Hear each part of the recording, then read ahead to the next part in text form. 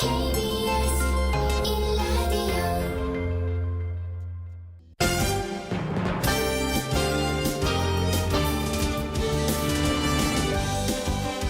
KBS 1라디오 신성원의 오늘 세계는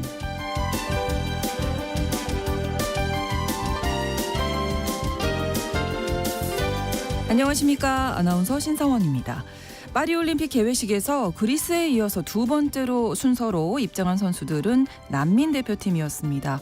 리우와 도쿄에 이어서 세 번째 출전인데요. 이번에는 11개국 36명으로 역대 최대 규모라고 합니다. 이들의 별칭은 1억 명을 대표하는 하나라고 하는데요. 전 세계에 1억 명이 넘는 난민을 대표한다는 의미가 담겨 있습니다. 피치 못할 사정으로 고향을 떠났지만 희망을 잃지 않기 위해서 운동을 계속했다는 선수들. 이들에게 중요한 것은 성적보다 올림픽 참가 그 자체였습니다. 파리올림픽 난민대표팀의 이야기 잠시 후 글로벌 이슈 수상한 GPS에서 전해드리겠습니다.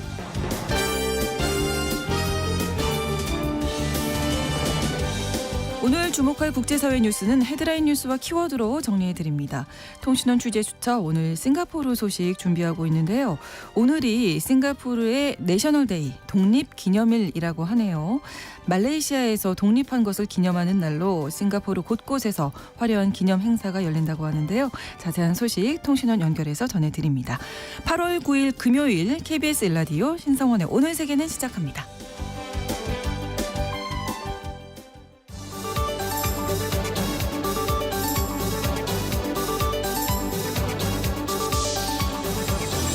오늘 세계는 헤드라인 뉴스.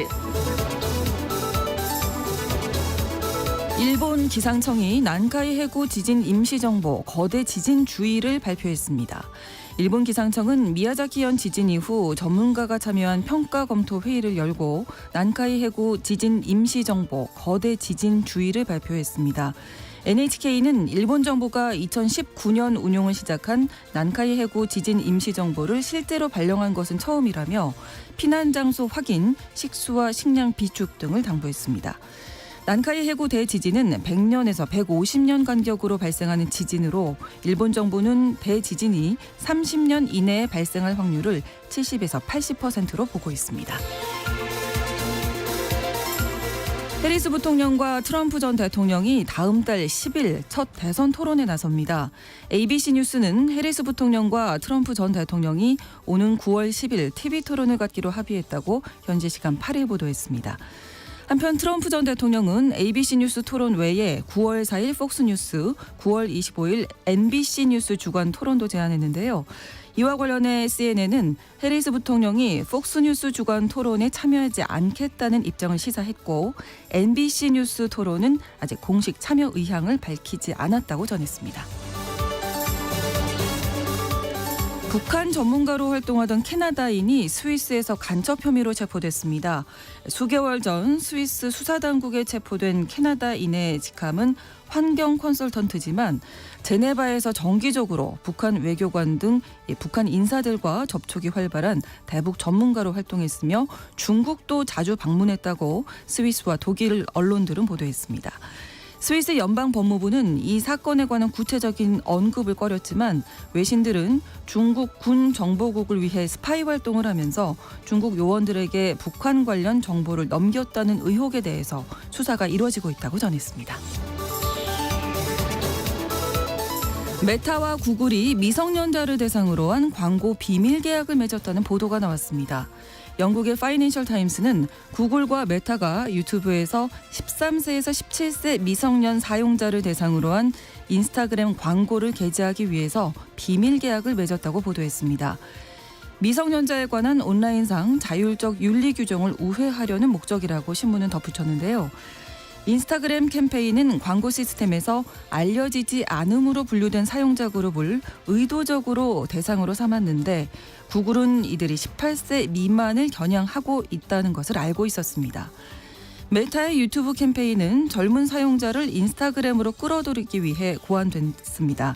마크 주커버그 메타 최고 경영자는 지난 1월 청문회에 증인으로 출석해 자신의 플랫폼에서 성적 착취와 학대의 희생자가 된 어린이들의 가족들에게 사과했습니다. 미국 언론사인 악시오스가 2017년 1월 창간 이후 처음으로 대규모 해고를 단행했습니다. 악시오스가 전체 직원 10%에 해당하는 50명을 정리했는데요.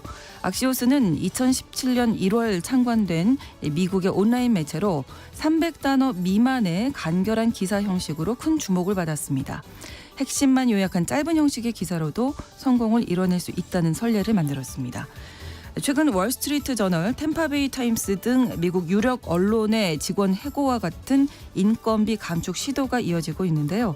광고 및 독자 축소 등이 언론사 경영 악화의 원인으로 꼽히고 있습니다. 네, 이렇게 오늘의 헤드라인 뉴스 전해드렸습니다. 이번에는 키워드로 정리한 국제사회 소식 살펴볼 텐데요. 오늘 외신캐스터 조윤주 씨를 전화로 만나보겠습니다. 안녕하세요. 네, 안녕하세요. 네, 자, 첫 번째 키워드부터 살펴보겠습니다. 첫 번째, 엑소더스의 시작이네요. 네, 맞습니다. 레바논의 친무장정파 헤즈볼라가 독자적으로 이스라엘을 공격할 수 있다는 관측이 나오면서 레바논 탈출이 가속화되고 있습니다. 미국, 영국, 프랑스, 중국 등이 지난 4일부터 레바논 여행자들은 물론이고요. 레바논에 있는 자국민들에게 대피를 촉구하면서 유럽 항공사들은 오는 15일까지 레바논 출발 항공편 운항을 중단했습니다. 지난 4일 기준 레바논 수도 베이루트에서 영국 런던으로 가는 항공편의 좌석이 $1,700 우선으로 234만 원까지 올라갔는데요. 네. 평균 가격은 $510 우선으로 70만 원인데 3배 가까이 올랐습니다. 미국 항공편도 1,300에서 2,000달러만 갈 수가 있는데 지금은 이 가격이 3,000달러까지 올랐습니다. 베이루트의 여행사 운영자는 지금은 선택폭이 좁고 비용도 매우 비싸지만 어쨌든 사람들이 계속해서 베이루트를 떠나고 있다고 말했습니다. 네. 워싱턴 포스트는 루프트한자, 에어프랑스, 로얄 요르단 같은 항공사들이 레바논에서 요르단으로 가는 항공편을 취소하면서 티켓 가격이 크게 올랐다고 설명했는데요. 경제 위기, 인플레 시달리는 많은 레바논 국민들은 티켓을 구할 수조차 없다고 보도했습니다. 네. 그런데 이런 와중에 레바논으로 다시 돌아오는 사람들도 있다고요? 네, 맞습니다. 일부 레바논 시민들이 가족과 함께 시간을 보내기 위해서 레바논으로 다시 돌아오고 있는데요. 네. 만약에 뭔가 잘못돼서 전쟁이 난다면은 공항이 파괴될 것이고 그렇게 되면은 레바논으로 아예 돌아올 수가 없기 때문이라고 합니다. 그리스에서 휴가를 줄이고 지난 3일 레바논 돌아온 시민은 지난 2006년 일 때문에 트라우마를 겪고 있다면서 아무도 다른 나라에 갇힐 위험을 감수하고 싶어 하진 않을 거다라고 말했습니다. 지난 2006년에 이스라엘과 레바논, 헤즈볼라가 전면전을 벌였는데요. 네. 당시 헤즈볼라가 이스라엘과 국경에서 이스라엘군을 매복 공격하기 위해서 3명 사살하고 2명 납치했습니다. 이 사건 이후에 이스라엘이 전투기를 동원해서 베이루트 공항을 공격했고요. 주요 다리, 도로들 다 이제 파괴되면서 레바논 항구까지 봉쇄가 됐습니다. 그래서 국민들이 돌아올 수 없는 상황이 된 겁니다. 최근에 이스라엘과 헤즈볼라 간의 공방이 격화되면서 여기에다가 팔레스타인 무장정파 하마스의 정치조자 이스마일 하니에가 이란 영토 내에서 암살당하면서 이란이 조만간에 이스라엘을 직접 공격할 수 있다는 관측이 나오고 있습니다. 네. 일각에서는 헤즈볼라가 이란의 의사와는 상관없이 독자적으로 이스라엘을 공격할 수 있다는 관측까지 나오고 있는데요. 이런 가운데 미국의 CNN 방송은 미국 당국 자료를 인용해서 헤즈볼라가 이란보다 더 빠르게 계획을 수립하고 있고 며칠 내로 이스라엘을 공격할 것 같다라고 전했습니다. 네, 아무튼 위기가 계속 고조되고 있는 중동 지역인데 두 번째 키워드가 전면전을 벌여야 했다. 관련된 내용인가요? 네, 맞습니다. 이 와중에 네타냐후 이스라엘 총리가 과격한 발언을 쏟아냈습니다. 네.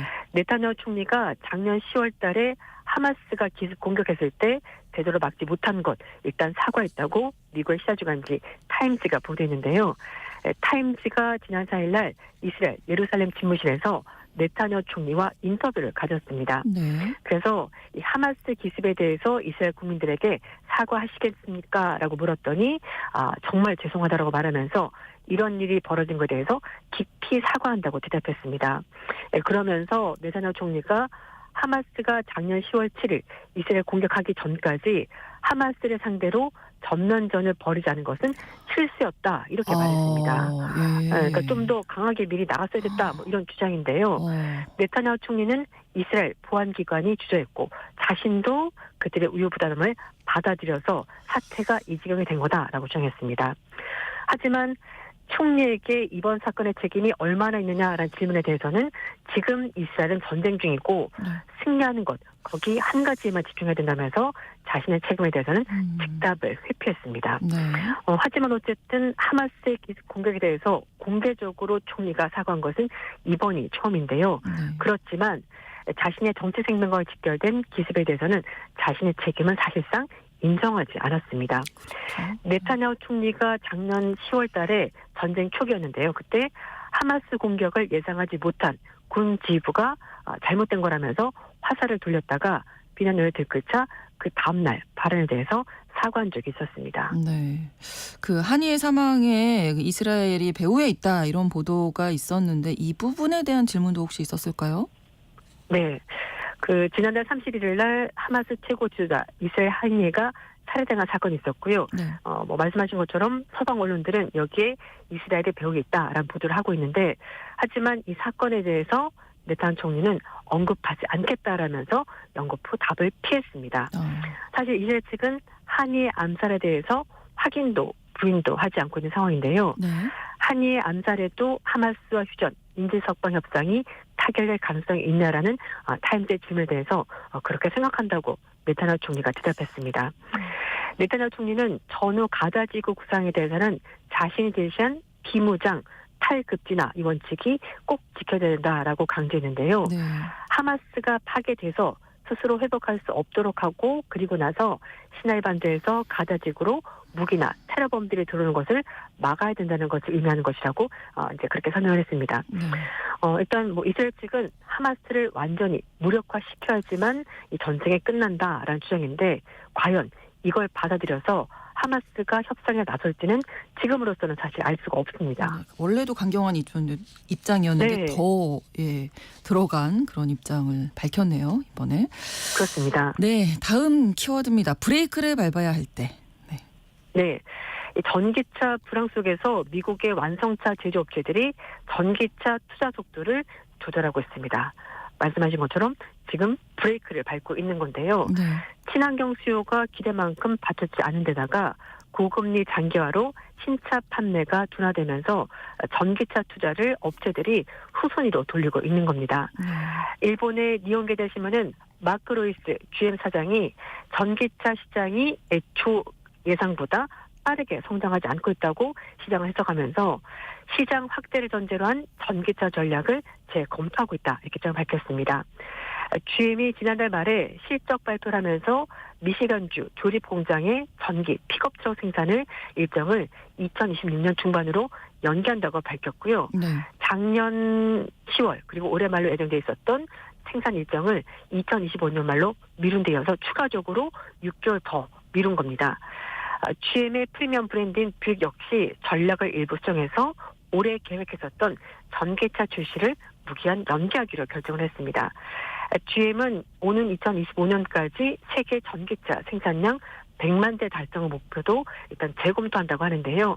4월부터 6월 달까지 전기차 판매량이 전년 동기 대비 40% 늘긴 이익 대부분이 전기차가 아니라 휘발유 차량에서 나왔습니다.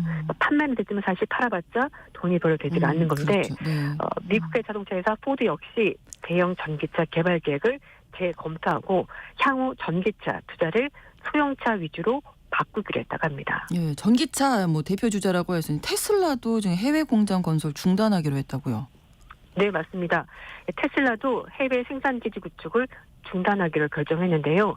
태국 매체 보도에 따르면 50억 달러 우론으로 6조 8,900억 원 규모의 전기차 제조업을 건설하고 했던 계획을 중단했다고 보도하면서 네.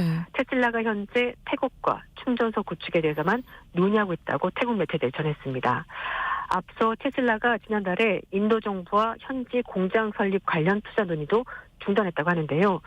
각국 정부 당국과 생산시설 구축에 대한 의견을 교환하고 공장 부지를 물색하는 조사도 했습니다만 해외 투자 담당 임직원이 해고가 되면서 관련 프로젝트도 추진력을 잃게 됐고 요즘 우리나라도 전기차 화재 사고가 나면서 네. 또 아파트 주민들은 그렇죠. 지하 주차장에 전기차 세우지 말아달라 이런 얘기를 하고 있거든요. 그래서 예전만큼 전기차가 인기를 끌지 못하고 있는 것 같고 좀 위험한 것 아니냐라는 사람들의 인식이 있는 것 같습니다. 네, 전기차 시장이 좀 뭔가 속도 네. 조절에 들어갔다 이렇게 보면 되겠네요.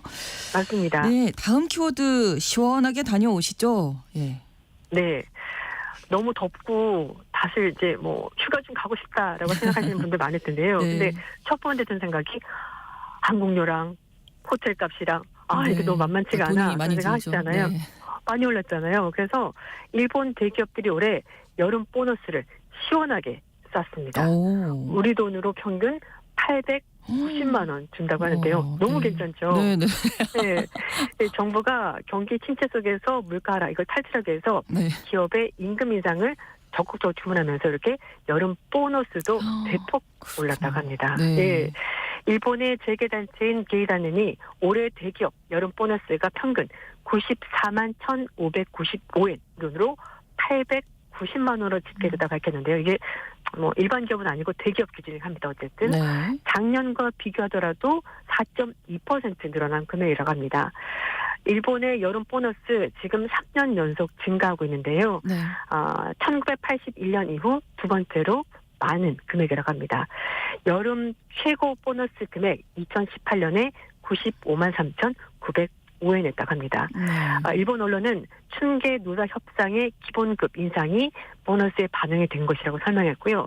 또 엔화 약세로 호조를 보인 기업들 실적도 좋아져서 기업들이 보너스를 좀 더 늘린 것 같다라고 설명했습니다. 이번 조사는 직원 500명 이상 대기업 156개를 대상으로 실시가 된 거니까 그 외 기업들은 조금 적을 수 있을 것 같습니다. 네. 일본의 대기업들은 일반적으로 여름과 겨울 나눠서 두 차례 보너스를 지급한다고 하니까요. 네. 겨울에 또 이만큼 나오겠죠? 그러네요. 네. 아니 요즘에 너무 더워서 뭐 일본도 마찬가지겠지만 뭐 네. 그야말로 시원하게 그러니까요. 여름휴가 다녀와서 또 열심히 일해야죠. 돈 걱정 안 하고 시원하게 다녀오시기 그러네요. 바랍니다. 네, 조금 부럽네요. 네. 네. 다음 키워드 내 뱃살은 내가 알아서 할게요. 누가 이런 얘기를 했을까요? 네. 영화 타이타닉의 주인공입니다. 아, 네네. 그리고 케이트 윈슬릿이 네. 올 가을 개봉을 앞두고 영화 촬영하다가 스태프로부터 황당한 요구를 받았다고 한 잡지 인터뷰에서 밝혔습니다. 네. 윈슬릿이 2차 대전 때 중군 사진 기자 활동했었던 여성인 리 밀러의 삶을 그린 영화 리에 출연해서 당시 촬영하고 있었다고 하는데요. 네. 그때 스태프가 케이트 윈슬릿에게 좀 똑바로 앉아주시면 안 될까요? 오. 이런 말을 했다는 겁니다. 네. 왜 그랬냐면은 윈슬릿이 그때 촬영 중이었고요. 비키니 수영복 입고 벤치에 앉아 있는 장면인데 야. 이게 사람이 인간적으로 이제 뱃살이 다 있지 않습니까? 아유 그럼요. 네, 그 약간 이게 허리를 꼿꼿하게 세운 것이 아니라 약간 이제 등을 이게, 구부리고 있다 보니까 그렇죠. 편안하게 앉으면 이제 뱃살이 네, 좀 네. 보이겠죠? 네, 당연히 있죠. 이거 누구나 네네. 가지고 있는 아유 거니까. 그래서 그럼요. 네, 뱃살이 있었는데 스태프가 뱃살이 좀 덜 보이게 이렇게 좀 꼿꼿하게 자세를 바꿔서 앉아달라라고 부탁을 한 거죠. 아. 그랬더니 윈슬릿이 난 그러게 못하겠습니다. 오. 라고 말한 겁니다.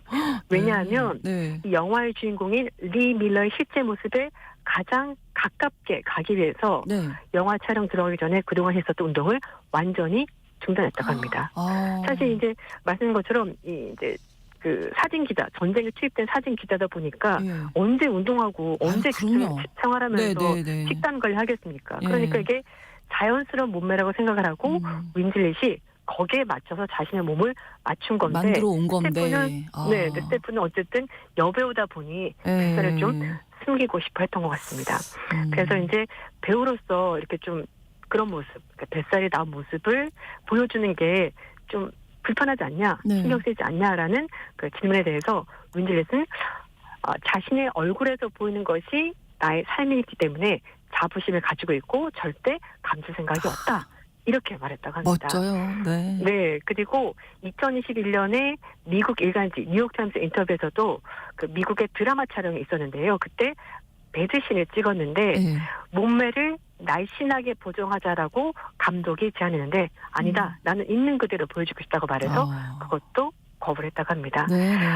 내년 10월에 되면 케이트 윈슬릿이 이제 50세가 된다고 합니다. 벌써 그렇게 그래서 되는군요. 네. 네, 50번째 맞는 생일을 소박하게 자축하겠다면서 한 번도 해보지 않았던 특별한 하이킹 그리고 지금까지 한 번도 가지 않았던 장소를 가보고 싶다면서 50가지 버킷리스트를 말하면서 한 해 동안 해보고 싶다라고 말했습니다. 네. 영화 리는 영국과 미국 등에서 오는 9월, 10월 개봉될 예정입니다. 네, 있는 그대로의 내 모습을 받아들일 줄 아는 용기. 네, 너무 맞아요. 멋있습니다. 네, 네. 또 여배우가 그렇게 쉽지가 않잖아요. 맞아요. 예쁘고 네. 날씬하고 다 정비가 된 모습을 그렇죠. 보여주고 싶을 텐데 네. 자신감이 대단한 것 같습니다. 그렇습니다.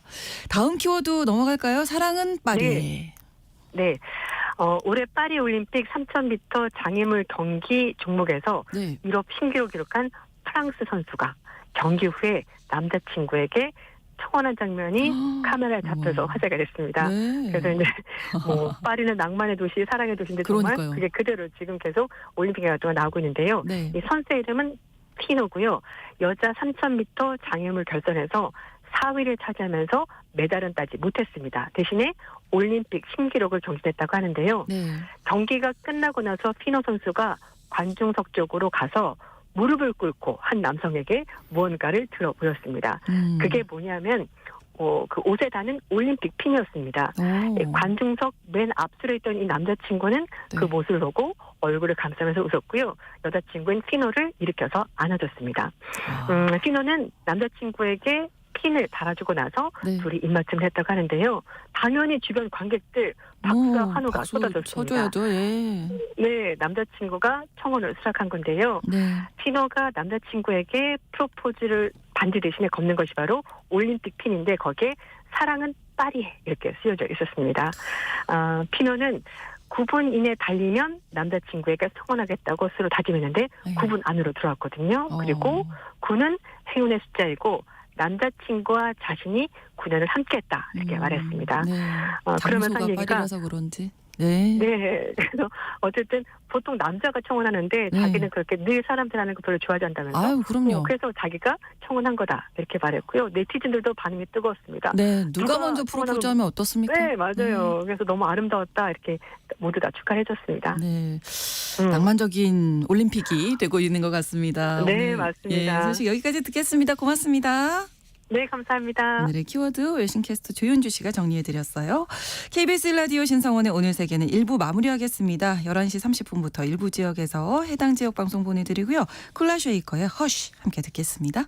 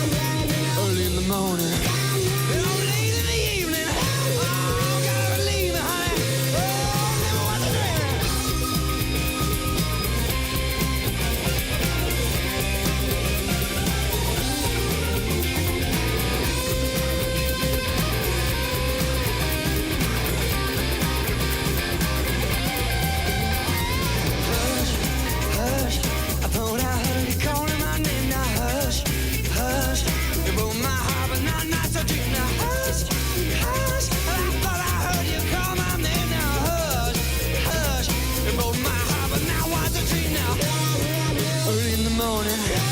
You're late in the evening.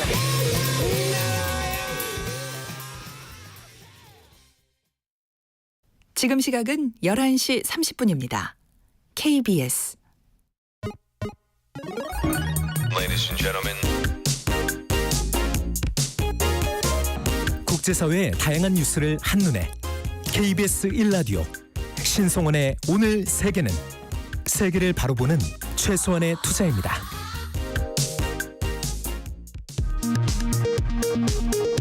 이 시각 라디오 정보센터 뉴스입니다. 오늘 새벽 2시 20분쯤 서울 지하철 1호선 구로역에서 전 차선을 보수하던 작업자들이 선로 점검 차량에 치이는 사고가 일어나 30대 코레일 직원 2명이 숨지고 1명이 크게 다쳤습니다. 서울 지역 삼계탕 한 그릇 외식 가격이 처음으로 평균 17,000원을 넘었습니다.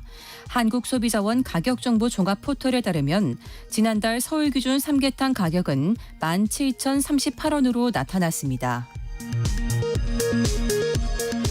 체중 감량이나 근육 강화에 효과가 있다고 홍보하는 해외 직구 제품 일부에서 발암 가능 물질 등 위해 성분이 검출됐습니다. 식품의약품안전처는 위해 성분이 확인된 직접 구매 해외 식품 42개의 국내 반입을 차단했습니다. 관세청은 티몬 위메프 미정산 사태로 국내 특송업체가 통관이 완료된 물품을 소비자에게 배송하지 않고 보관하고 있다는 제보와 관련해 내사에 착수했다고 밝혔습니다.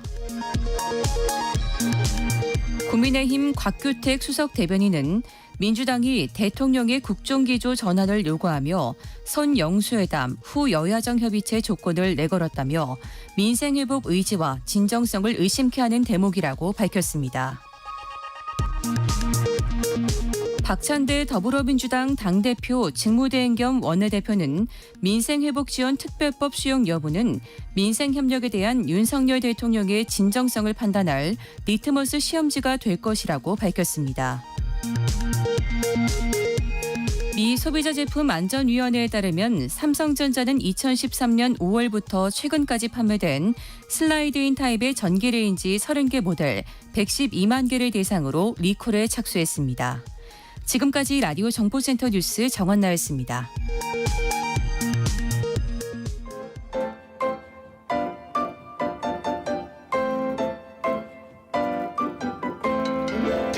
통신원 취재 수첩.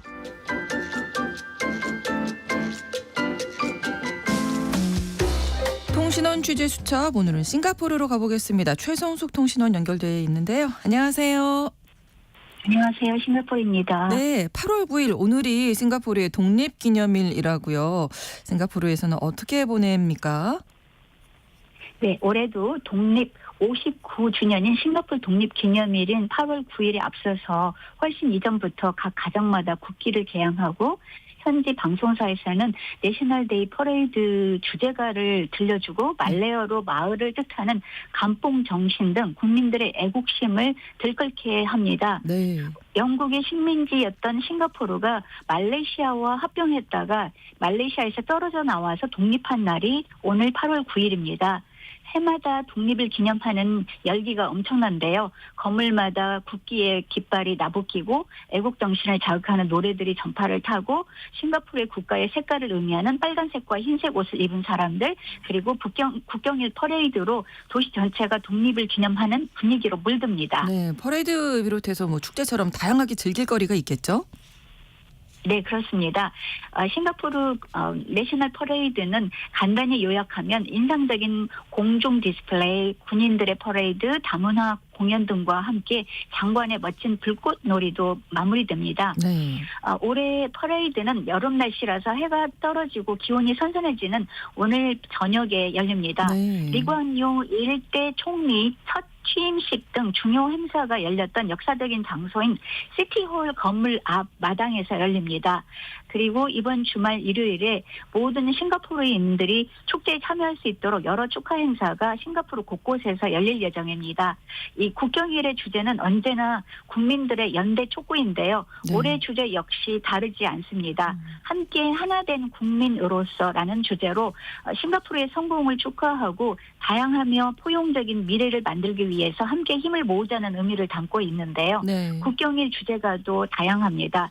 올해 국경일 주제가는 환자가 아니다라는 낫 언론인데요. 네. 싱가포르 사람들에게 향수를 불어익히는 곡으로 벤자민 케인이 작곡하고 노래했고요. 역대 가장 사랑받은 NDP 곡입니다. 그렇군요. 현지 주민들이 찾아오기 편리하도록 거주지 가까운 곳에서 펼쳐지는 행사도 있다고요. 네, 그렇습니다. 올해는 금요일이 국경일이라서 주말을 낀 3일의 연휴가 주어지면서 바쁜 일상생활에서 휴식을 취하고 무엇을 할 것인가 고민할 필요가 없겠습니다. 네. 코로나19 팬데믹 때부터 새롭게 도심지의 NDP 행사장에 가지 않아도 되도록 이 내셔널데이 퍼레이드 NDP 축하 행사를 많은 인구들이 살고 있는 거주지 근처에서도 즐길 수 있게 되었습니다. 네. 이번 일요일에 싱가포르 주요 지역에서 국경일 축하 행사를 즐길 수 있어요.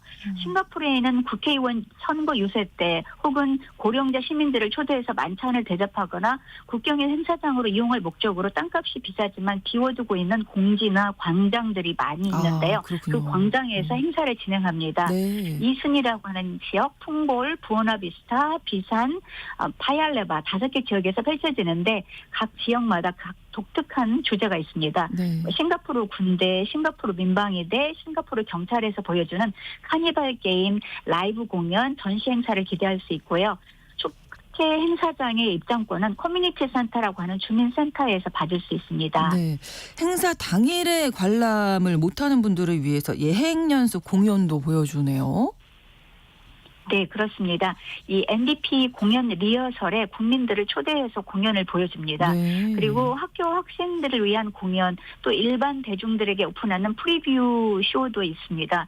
이 프리뷰 쇼와 실제 오늘 밤에 있을 NDP 쇼를 보고자 하는 시민들은 입장권을 사전에 신청을 이미 한 사람들입니다. 그렇군요. 그리고 NDP의 메인은 단연코 어마어마한 그 불꽃놀이입니다. 그렇죠. 네. 입장권을 구하지 못한 사람들 중에 이러한 과정 없이 불꽃놀이와 축제 현장을 최대한 가까이 가지 못하지만 그 가까이서 즐기고 싶어하는 사람들은 네. 행사 장소와 가까운 근처 호텔 객실을 예약을 해서 감상을 하기도 합니다. 네. 올해는 애국가가 제청되기 전에 이 파당에서 메인 불꽃놀이가 펼쳐질 예정이라고 하고요. 네. 싱가포르 시내에서 불꽃놀이를 감상할 수 있는 최고의 전망대가 바로 행사장 근처의 전망 좋은 호텔입니다. 8월 10일에는 앞서 말씀드린 도심 지역에서 불꽃놀이가 펼쳐지고요. 네. 그 싱가포르에 있는 주요 5개 지역에서 눈부신 불꽃놀이를 감상할 수 있습니다. 뭐 그야말로 도시 전체가 아주 축제 분위기일 것 같은데요. 이번 주말에 생중계로 방송도 되겠죠? 그렇습니다. 혼잡한 도심지에서 국경일 퍼레이드를 직접 관람할 수 없다면 집에서 텔레비전을 보거나 SNS 플랫폼에서 많은 여러 가지 액션과 노래, 춤을 감상할 수 있고요. 네. 이 퍼레이드는 싱가포르 도시 전체의 전광판을 통해서 생중계가 됩니다. 그리고 100% HD 화질의 화려한 공연을 즐길 수가 있습니다. 네. 추가로 이 내셔널데이 퍼레이드 축제의 핵심 요소 중 하나가 싱가포르 총리의 국경일 집회 연설입니다. 이는 미국 대통령의 국정 연설에 해당하는 싱가포르 연설인데요. 이 연설은 총리가 4개 국가 언어로 전달을 하고 실제로 이 연설은 1966년 NDP 행사 이후 매년 빠짐없이 진행되어 왔는데 네. 올해는 새로 취임한 4대 총리인 로렌스 왕 총리가 어떤 발표를 할지 이 나라 사람이라면 귀 기울여서 들어야 할 중요한 내용이 있을 것으로 예상됩니다. 네, 그러니까 8월 9일쯤 싱가포르에 가면 싱가포르 독립기념일 관련 행사를 또 마음껏 즐길 수 있다. 이런 것도 기억을 해둬야 되겠습니다. 오늘 소식 고맙습니다. 지금까지 싱가포르였습니다. 네, 싱가포르 최성숙 통신원이었습니다.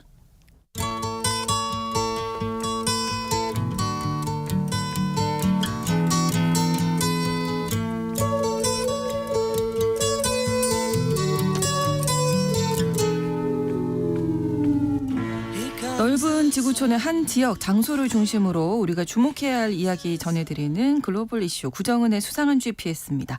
오늘도 구정은 국제 전문 기자와 함께하겠습니다. 어서 오세요. 안녕하세요. 자, 오늘은 또 어디로 가볼까요? 오늘은 지금까지는 제가 조금 덜 알려진 곳들 네, 소개를 네. 해드렸는데 오늘은 모두가 다 알고 있는 곳, 특히 지금은 언론에 가장 많이 나오고 있는 곳, 파리군요. 프랑스 파리입니다. 네. 올림픽 경기 좀 보셨어요?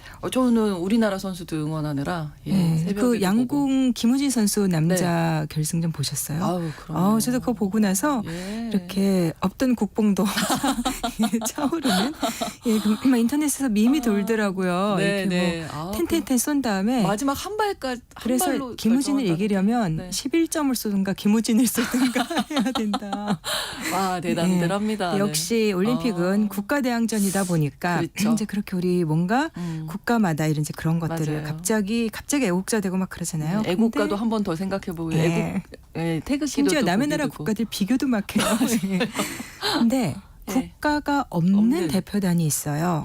난민 대표단. 네. 근데 그 올해 뭐 그 난민 대표팀에 복싱 선수 한 명이 처음으로 뭐 메달 확보했다 그래가지고 요새 며칠 동안 조금 기사들이 나오긴 했는데 네. 그러니까 지난 5월에 토마스 바흐 국제올림픽위원회 IOC 위원장이 이제 난민팀 결성 이거를 올해 선수들을 발표를 했었거든요. 네. 그래서 뭐 12개 종목에 36명의 선수들이 파리올림픽에서 난민 자격으로 네. 난민 대표팀이라는 것을 만들어서 그 출전을 한다고 발표를 했습니다. 근데 이제 세계에서 뭐 난민이거나 혹은 이렇게 국가의 보호를 받지 못한 사람이 1억 명 정도 된다 그래요. 그래서 이 IOC의 난민 올림픽 팀은 이제 그들을 대표하고 그들에게 좀 더 관심을 이렇게 불러 모으는 그런 역할을 하게 되겠죠. 근데 난민 팀이 올해 나오는 거는 이제 세 번째인데 네. 그러니까 이번 팀 이끄는 사람 보니까 그 2020년 도쿄 올림픽 그때 이제 난민팀 이끌었던 선수 아프가니스탄 출신의 여성 사이클링 선수가 이번 대표팀을 이끌고 있더라고요. 네. 자, 그럼 난민 대표팀은 어떻게 뽑나요? 뭐 난민 국가가 대표팀은 없는데? 그쵸 네. 국가별로 원래 무슨 네. 협회 이런 데서 선발을 네. 하는데 그 절차가 없잖아요. 근데 그래서 IOC 집행위원회가 대표팀을 뽑습니다. 근데 뭐 난민이라 그래서 뭐 자격도 없는데 국가대표 막 이렇게 출전하는 거 아니야? 그렇지 않습니다.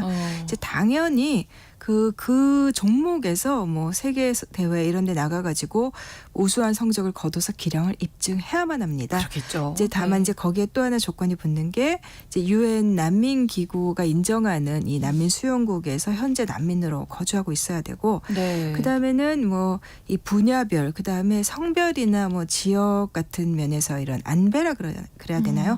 그러니까 균형도 고려를 하는데 그렇게 보면은 오히려 대표성이 더 있을 수도 있을 것 같아요. 네, 네.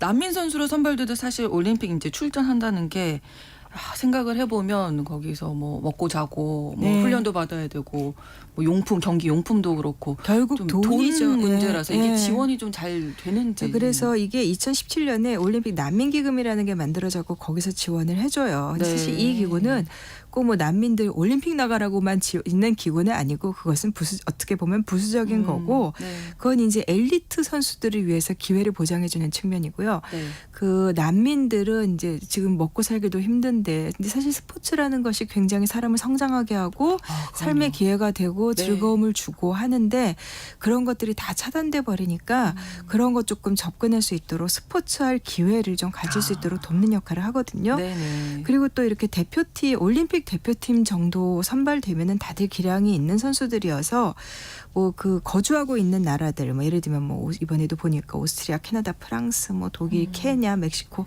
등등 여러 나라의 올림픽 위원회가 좀 지원을 해줍니다. 네. 근데 출전 종목이 그 육상, 뭐 배드민턴, 복싱 뭐 여러 종목이에요. 12개 네. 종목이니까. 근데 제가 사실은 난민팀에 이렇게 관심을 갖게 된 게 전체 선수 숫자가 36명인데 태권도 선수가 5명이나 되더라고요. 와, 태권도 선수들이 많군요. 예, 이 선수들 출전한 면면을 봐도 네. 이제 이 난민팀의 대표단 기수가 네. 태권도 선수입니다. 그러니까 그러니까 야히야 알고탄이라는 선수인데 네. 시리아 사람이에요. 뭐 7남매의 맞이였다 그러더라고요. 근데 2011년에 아시다시피 내전이 터졌잖아요. 그렇죠. 이제 그때 어린 나이였겠죠. 네. 그래서 가족들하고 같이 시리아를 떠나서 요르단에 있는 난민촌에 갔는데 네. 거기서 이제 태권도를 배우기 시작했던 거예요.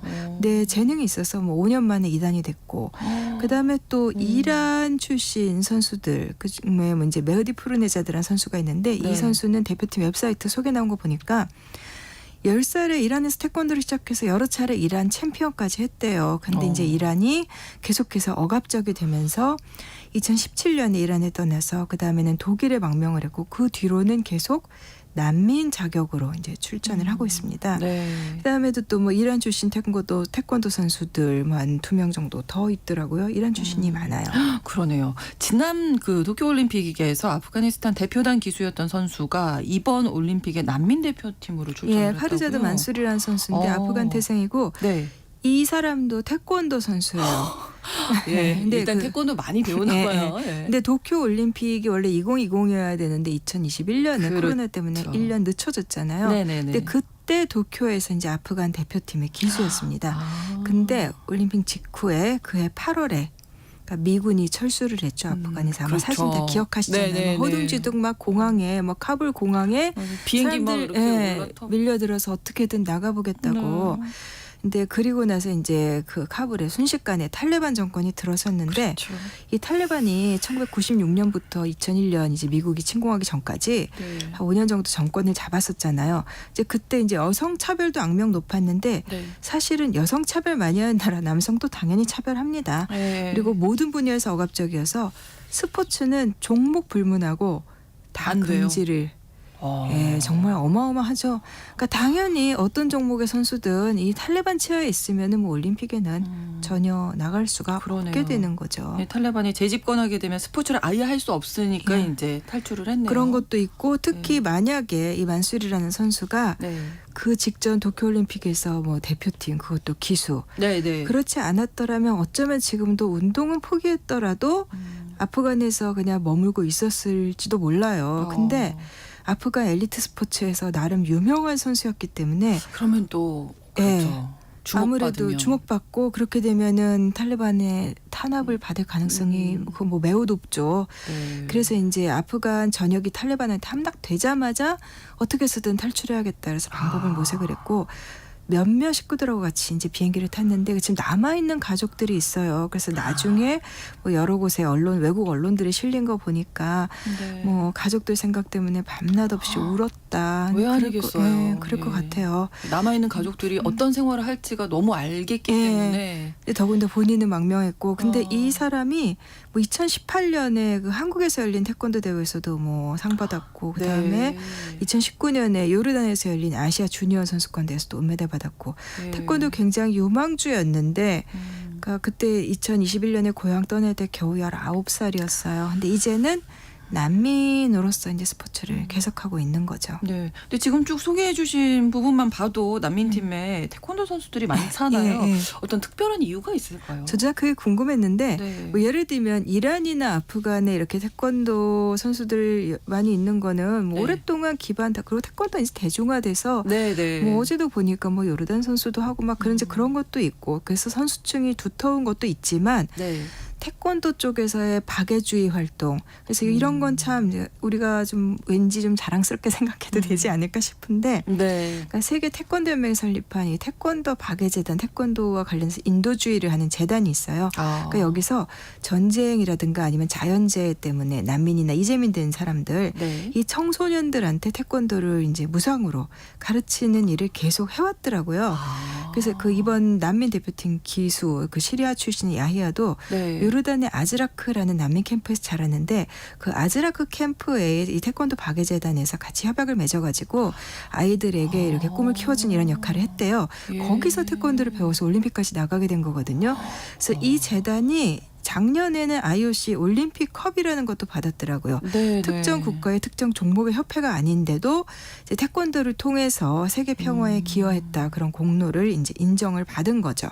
너무나 중요한 일을 하고 있었는데 예. 태권도 박예 재단이 예. 그 어떻게 보면 희망을 잃고 살아갈 수 있는 그 네, 난민 그리고 지역의 어린 아이들의 아이들. 그런 삶의 질이라든가 이런 여러 그렇죠. 가지 마이너스 스포츠가 사실 꼭 이제 필요하니까 그렇죠. 예, 거기서 태권도가 그게 큰 역할을 하는 건 사실 저도 그동안엔 좀 잘 모르고 있었다가 이번에 그러니까요. 난민팀 계기로 알게 됐어요. 예.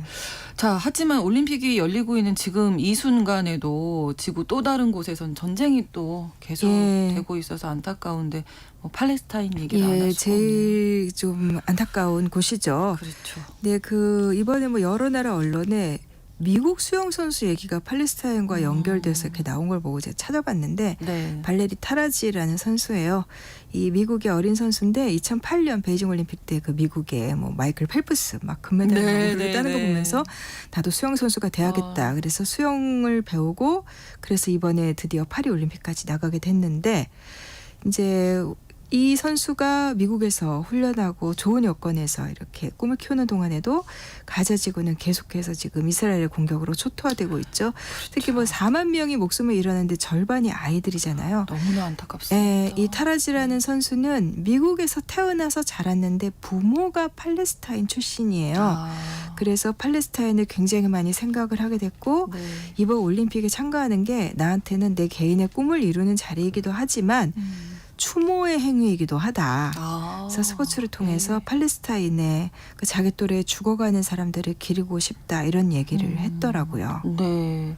자, 유엔 같은 경우에는 미국과 이스라엘이 반대하기 때문에 팔레스타인을 지금 회원국으로 예, 이번에도 또 받아들일 무산됐죠. 수는 예. 없잖아요. 예. 그래도 팔레스타인이 이제 올림픽에 출전을 할 수 있는 거네요. 예, 그 대만도 이상한 이름으로 조금 좀 예, 예, 서럽겠지만 네. 출전하듯이 그래서 팔레스타인 선수단이 출전하는 게 1996년 처음 출전했고 이번이 하계올림픽으로 8번째인데 네. 이번에는 8명밖에 안 돼요. 그러니까 어떻게 보면 가장 적은 선수단 중에 하나인데 뭐 이유는 뭐 우리가 뭐 다 알 수 있는 거고 이 전쟁 때문에 스포츠 선수들이라고 뭐 피해를 피해갈 수는 없죠. 그렇죠. 그래서 이제 그 이스라엘과의 전쟁이 2023년 10월부터 지금까지 계속되고 있는데 그 올해 지난달까지 이스라엘의 공격 때문에 팔레스타인의 이제 스포츠 선수랑 스포츠 관계자들 뭐 200명 가까이가 사망을 했더라고요. 그래요? 예.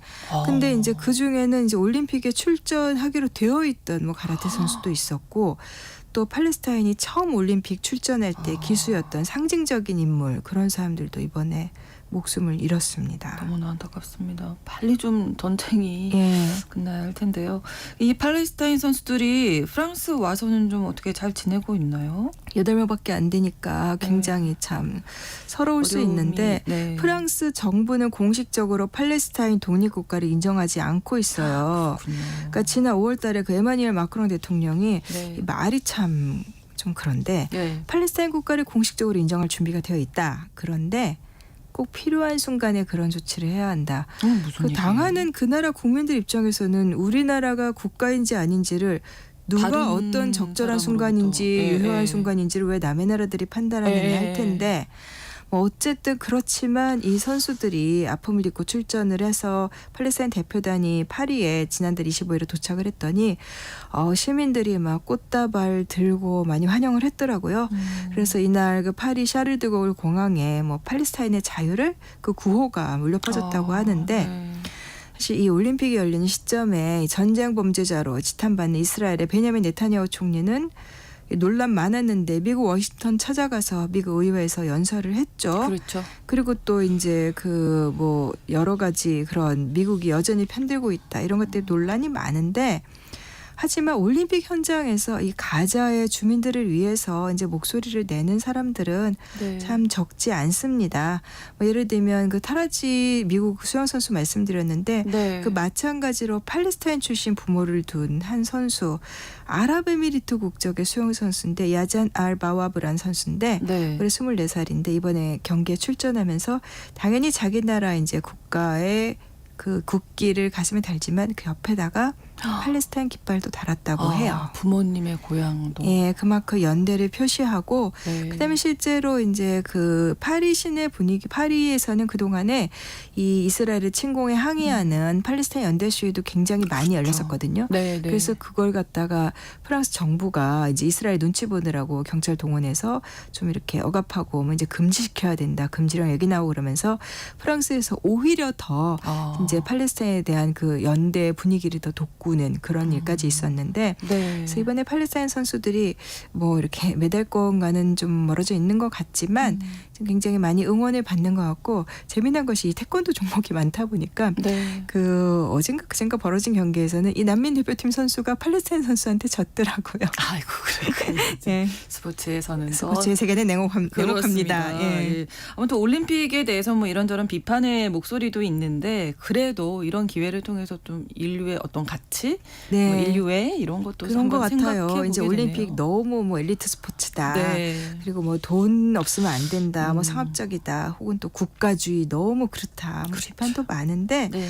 그렇지만 이렇게 난민 대표단이나 어떻게 보면 팔레스타인의 연대를 보내는 이런 선수들 팬들이야말로 보면 평화, 뭐 인권, 다양성, 화해 이런 올림픽의 가치를 가장 대변하는 일이 아닐까라는 네. 생각을 해봤습니다. 예, 저는 말씀드리면서 꿈을 갖는다는 거, 꿈을 꿀 수 있게 맞아요. 해주는 게 얼마나 예. 중요한지 예. 다시 한번 깨닫게 되는 것 같습니다.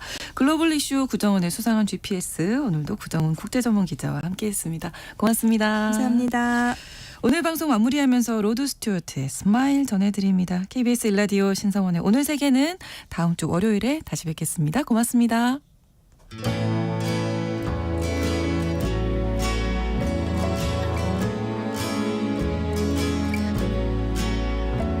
Smile, though your heart is aching. Smile, even though it's breaking.